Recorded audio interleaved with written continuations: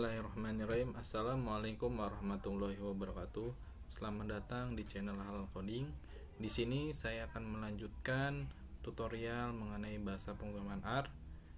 Sekarang kita akan membahas mengenai tipe dasar, tipe data yang ada di bahasa pemrograman R. Silahkan teman-teman untuk membuka kode editor yang sudah kalian install ataupun yang sudah ada di laptop kalian masing-masing. Di sini saya menggunakan RStudio. Silahkan teman-teman jika menggunakan Visual Studio Code ataupun software bawaan R ya. Dan tentunya kalau kalian belum subscribe, silahkan di subscribe dulu. Dan kalau kalian suka dengan videonya, silahkan di like. Dan jika ada pertanyaan, silahkan menulis pertanyaan kalian di kolom komentar. Sekarang kita akan belajar untuk mencetak sebuah nilai di bahasa pemrograman R. Misalkan di sini kita menggunakan fungsi catch, terus kita masukkan aja sebuah nilai, misalkan halo, nama saya Dedi, saya berasal dari Bekasi. Dan bagaimana cara mencetaknya? Langsung aja klik Ctrl Enter. Nah, dia langsung tercetak ya, atau menampilkan hasil dari yang telah kita buat. Dan cara keduanya bisa menggunakan print, function print ya. Kalau kalian pernah menggunakan bahasa Python, print juga bisa menghasilkan sebuah nilai, dan itu bisa digunakan di R juga. Misalkan begini, halo, nama saya Dedi. Ketika bagaimana cara kita ingin mencetak nilainya, sama juga Ctrl Enter. Nah, dia akan menggunakan halo, nama saya Dedi. Dan juga ada satu cara lagi, itu tanpa menggunakan function. Jadi kelebihan R itu bisa langsung mencetak hasil tanpa menggunakan sebuah function. Misalkan seperti ini, halo, nama saya Dedi. Maka sama persis yang ada di atas ya. Terus apa dong perbedaannya? Nah, perbedaannya kalian tidak bisa menggunakan dua string sekaligus di print maupun di baris ketiga ini. Kalaupun kalian menggunakan ini akan bertanda error. Kita lihat ya. Saya Irawan. Nah, dia kan terlihat di sini tanda merah. Nah, di sini artinya error in print. Jadi tidak bisa mencetak sebuah nilai. Dan juga untuk baris ketiga dia juga tidak bisa. Saya Irawan. Nah, dia juga akan error karena dia tidak bisa. Nah, yang paling bagus adalah cat. Tapi untuk kebiasaan para programmer biasa menggunakan print. Dan ini bisa kalian gunakan di ketiga ya. Boleh milik ini, dan ini. Tergantung dari teman-teman semua ya. Kemudian kita akan belajar bagaimana cara menggunakan komen ya.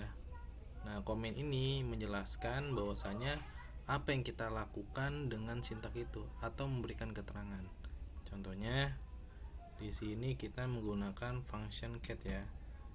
Kita tulis saja atau ketik hashtag, terus kita kasih keterangan mencetak hasil menggunakan function cat.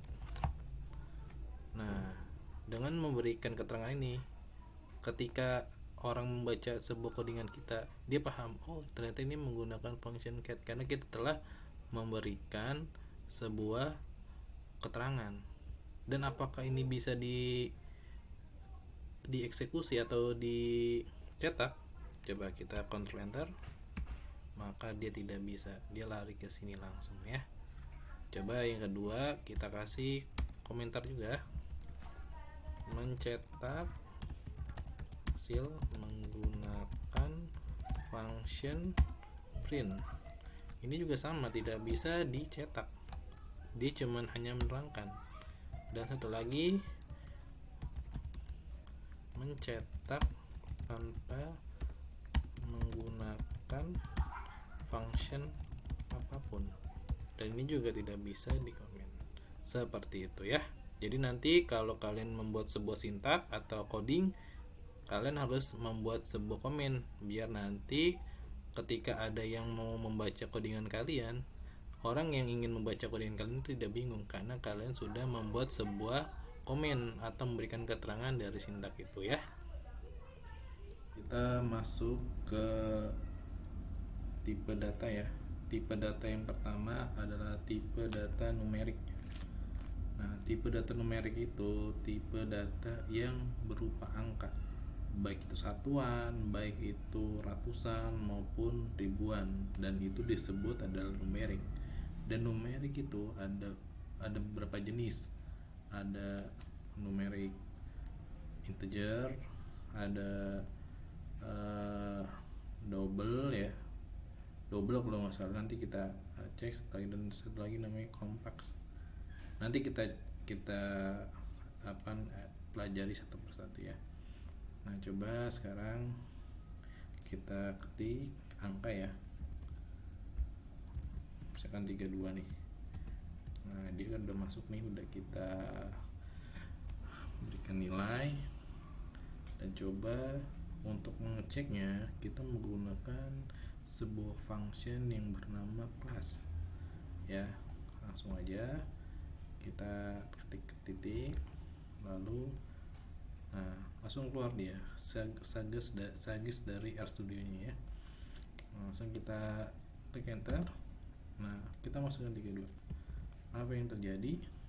Kita kontrol enter.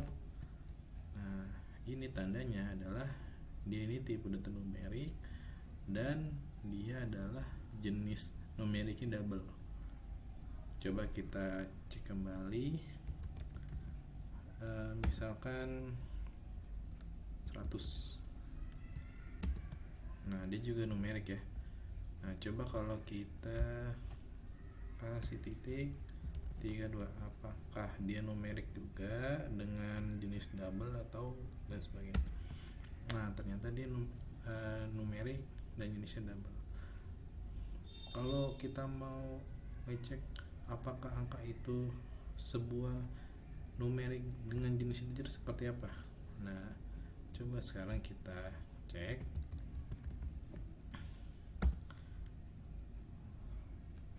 Kasih angka 12, di belakangnya kasih L, huruf L ya. Ini menandakan bahwasanya itu adalah angka integer. Coba kita cek. Nah, integer ya. Nah, terus satu lagi kita cek apa nih, 23 I ya, kompleks ya, atau imaginer, biasa dipakai untuk kelistrikan ya. Kalau anak listrik pasti tahu nih. Nah, jadi ini tuh bisa kita cek ya dengan kelas. Nah, kalau mau tahu kelas itu apa, jadi kelas itu fungsinya untuk menunjukkan sebuah data, apakah data itu integer atau itu karakter dan sebagainya ya. Nah, kalau kalian masih bingung, tenang, nanti teman-teman bisa tahu dengan cara diklik aja nih 2 kali. Nah, terus kalian ketik F1. Nah, di sini dia akan menampilkan sebuah penjelasan apa itu kelas 2 ya. Yang memberikan penjelasan data apa gitu ya. Masih sangat jelas sekali, kalian bisa baca-baca ya. Nah, selanjutnya tipe data apa lagi yang akan kita jelaskan, yaitu tipe data karakter, atau biasanya kalau di Python atau di JavaScript namanya adalah string. Seperti ini ya. Coba sekarang kita pastikan apakah ini string atau numerik ya. Coba kita counter enter. Nah, di sini bisa kita lihat bahwasanya tipe datanya adalah karakter. Ini 100 menandakan adalah string. Dari mana taunya? Dari sini nih, dari kutip 2. Ini menandakan dia adalah string. Seperti itu. Coba kita ubah dengan nama saya Dedi. Apa yang akan berubah? Nah, dia juga karakter seperti itu ya. Ada satu tipe lagi, itu adalah boolean ya. Jadi nanti fungsinya tipe datanya itu untuk membandingkan atau memberikan logika seperti ini ya. True.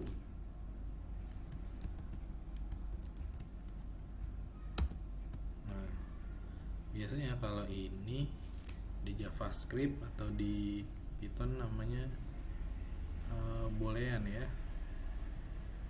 atau dua tipe doang, true atau enggak false gitu. Tapi kalau di RStudio atau di R itu namanya logical seperti itu ya. Coba kita tulis lagi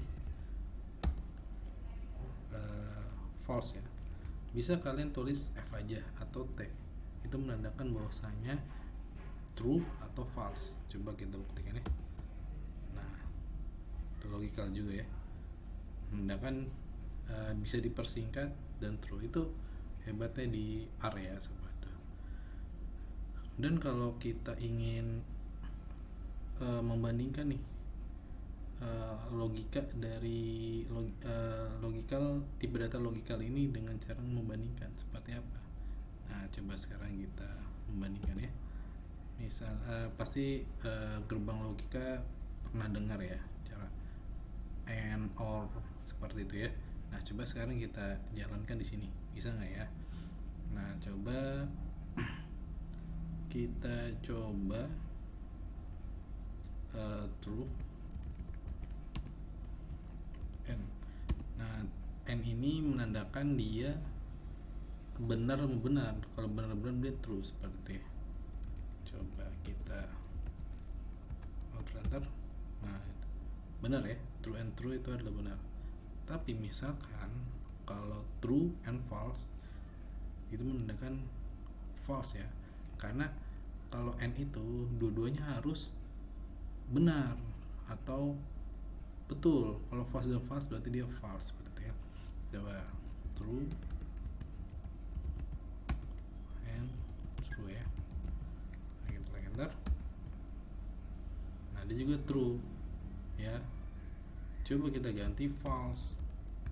Nah ya. Nah, dia akan false seperti itu ya.